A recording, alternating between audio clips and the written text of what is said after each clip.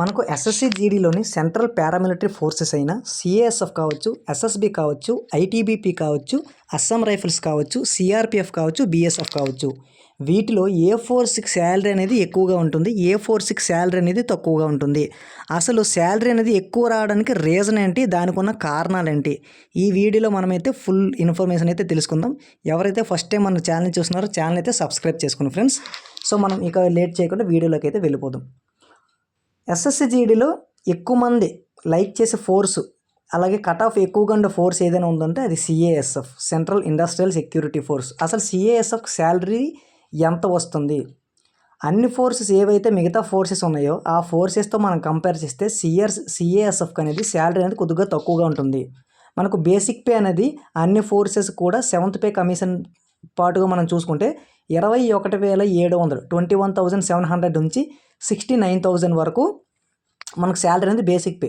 దాంట్లో TPT, HRA, ఆ తర్వాత డేర్నెస్ అలవెన్స్, ఇలా మనకు అలవెన్స్ అనేది ఉంటాయి. ఆ అలవెన్స్లన్నీ కలుపుకొని దాదాపు మనకు 35,000 నుంచి 40,000 మధ్య శాలరీ అయితే వస్తుంది సిఏఎస్ఎఫ్కి. మిగతా ఫోర్సెస్కి ఎంత శాలరీ ఉన్నది తర్వాత ఫోర్స్ బట్టి అయితే తెలుసుకుందాం. సిఏఎస్ఎఫ్లో 35,000 నుంచి 40,000 వరకు శాలరీ అనేది వస్తుంది. కానీ సిఏఎస్ఎఫ్లో ఉన్న బెనిఫిట్ ఉంది, అలానే కొద్దిగా రిగ్రెట్ కూడా ఉంది. బెనిఫిట్ ఏంటంటే మనకు సిఏఎస్ఎఫ్లో రిస్క్ అనేది తక్కువగా ఉంటుంది. ఎందుకంటే ఇండస్ట్రియల్ ఏరియాస్ ఏవైతే మనకు సెంట్రల్ గవర్నమెంట్ కావచ్చు, స్టేట్ గవర్నమెంట్ కావచ్చు, ఏవైతే ఇండస్ట్రీస్ కావచ్చు, విఐపి ప్రొటెక్షన్స్ కావచ్చు, ఏవైనా మనకు హోటల్స్ కావచ్చు, ఏవైనా మనకు ఎయిర్పోర్ట్స్ కావచ్చు, ఏదైనా సరే గవర్నమెంట్ ఆస్తులను కాపాడే ఫోర్సు సిఏఎస్ఎఫ్. వాళ్ళకి సిఏఎస్ఎఫ్ ఫోర్స్కి ఏంటంటే రిస్క్ అలవెన్స్ అనేది ఉండదు. సో కావున సిఏఎస్ఎఫ్కు శాలరీ అనేది కొద్దిగా తక్కువగా అయితే ఉంటుంది. ఆ తర్వాత మనం next force SSB, Sashastra Seema Bal. SSB యొక్క మెయిన్ డ్యూటీ ఏంటంటే Indo Nepal, Indo Myanmar, Indo Bhutan ఈ 3 దేశాల సరిహద్దును అయితే కాపాడడం. అలాగే మనకు ఈ 3 కూడా ఫ్రెండ్లీ కంట్రీస్. ఎస్ఎస్బికి శాలరీ అనేది చాలా బాగుంటుంది. ఎస్ఎస్బికి అలవెన్స్ కూడా బాగుంటుంది. ఎస్ఎస్బికి సిఎస్ఎఫ్ లాగానే 21,700 నుంచి 69,000 వరకు మనకు బేసిక్ పే, అలా ఆల్ ఎలివెన్సెస్తో పాటు డేర్నెస్ అలవెన్స్ అనేది ఒకటి ఉంటుంది. దాన్నే మనం రిస్క్ అలవెన్స్ అంటాం. ఆ రిస్క్ అలవెన్స్ అనేది దాదాపు మనం డిపెండ్ అయ్యే పోస్టెడ్ అయ్యే ప్లేస్ని బట్టి అయితే డిపెండ్ అయితే ఉంటుంది. మనకు ఇప్పుడు జమ్మూ కాశ్మీర్ కూడా ఎస్ఎస్బి బెటాలియన్స్ అని ఉన్నాయి. జమ్మూ కాశ్మీర్లో మనం పోస్టెడ్ అయితే దాదాపు 17,000 నుంచి 25,000 వరకు మనకు ఎక్స్ట్రా అలవెన్స్ అయితే కలిసే అవకాశం అయితే ఉంటుంది. కాబట్టి సిఎస్ఎఫ్తో పోలిస్తే మనకు ఎస్ఎస్బిలో శాలరీ అనేది ఎక్కువగా వచ్చే అవకాశం ఉంటుంది. ఆ తర్వాత ITBP, Indo Tibetan border police.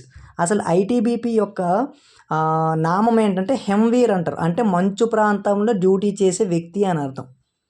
మంచు ప్రాంతం అంటే మనకు అర్థమైపోవాలి. హిమాచల్ ప్రదేశ్ కావచ్చు, లేహ్ లదాఖ్ కావచ్చు, అలాగే మనకు జమ్మూ కాశ్మీర్ కావచ్చు, ఈ ప్రదేశాల్లో వాళ్ళు పోస్టెడ్ అయ్యి ఉంటారు. అన్ని ఫోర్సులతో కంపేర్ చేస్తే అన్ని ఫోర్సులనే బేసిక్ పే, ఆల్ యాన్యువల్ అలవెన్స్తో పాటు ఐటీబీపీకి రిస్క్ అలవెన్స్ అనేది చాలా ఎక్కువగా ఉంటుంది. దాదాపు 25,000 నుంచి 30,000 వరకు రిస్క్ అలవెన్స్ అనేది ఉంటుంది.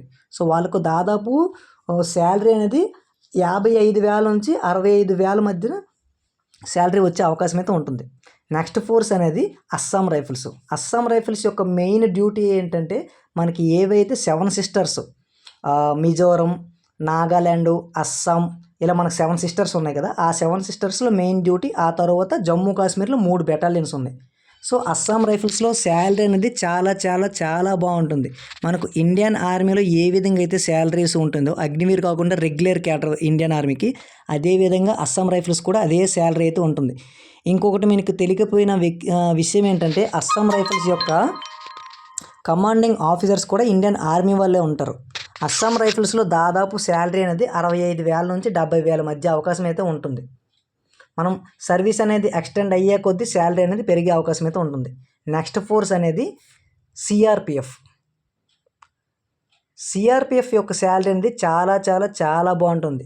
పారామిలిటరీలో లార్జెస్ట్ పారామిలిటరీ ఫోర్స్ ఏదైనా ఉందంటే అది సిఆర్పిఎఫ్. సిఆర్పిఎఫ్లో మళ్ళీ నక్సల్ ఏరియాస్ ఉంటాయి, జమ్మూ కాశ్మీర్ ఏరియా ఉంటుంది. మళ్ళీ సిఆర్పిఎఫ్లో ఆర్ఏఎఫ్ అనేది ఉంటుంది, ర్యాపిడ్ యాక్షన్ ఫోర్స్. అలాగే కోబ్రా కమాండ్ అని ఒకటి ఉంటుంది. తర్వాత విఐపి వింగ్ అని ఒకటి ఉంటుంది. సో దీని నుంచి మళ్ళీ మనం డిజాస్టర్ రెస్పాన్స్ ఫోర్స్కి వెళ్ళొచ్చు. ఇన్ని విధాలుగా ఉంటాయి. సిఆర్పిఎఫ్లో శాలరీ అనేది ఇంటర్నల్ సెక్యూరిటీ కోసం పనిచేస్తుంది, నక్సల్ ఏరియాల కోసం కూడా పనిచేస్తుంది. ఇక్కడ మనం డిపెండ్ అయ్యే ప్లేస్ని బట్టి మనకు శాలరీ అనేది డిపెండ్ అయితే ఉంటుంది. శాలరీ అనేది దాదాపు సిఆర్పిఎఫ్ కూడా మనకు 50,000 నుంచి 60,000 వరకు వచ్చే అవకాశం అయితే ఉంది.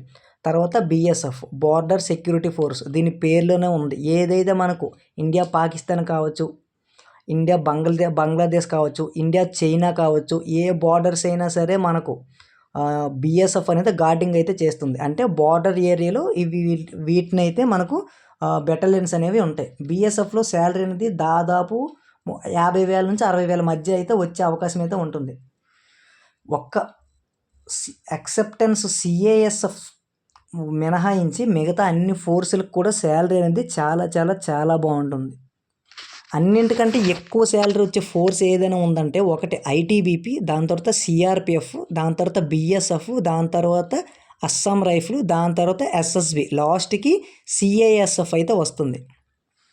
ఇంకొకటి మనకు ఎస్ఎస్జిడిలో ఎన్సిబి, తర్వాత ఎస్ఎస్ఎఫ్, ఎన్ఐఏ, ఈ 3 ఫోర్స్లు అయితే ఉన్నాయి. వాటి కోసం మనకైతే అవసరం లేదు, ఎందుకంటే అది హైలీ క్వాలిఫికేషన్, తర్వాత హైలీ మార్క్స్ అయితే నార్త్ వాళ్ళే సెలెక్ట్ అవుతారు. నార్త్ వాళ్ళు చాలామంది డ్యూటీస్ చేస్తుంటారు. ఆ శాలరీ కోసం మనకైతే అవసరం లేదు. దానికి కూడా సేమ్ శాలరీని బేసిక్ పే ఉంటుంది, కాకపోతే వాటికి అలవెన్స్లు అనేవి వీటికంటే తక్కువగా ఉంటుంది.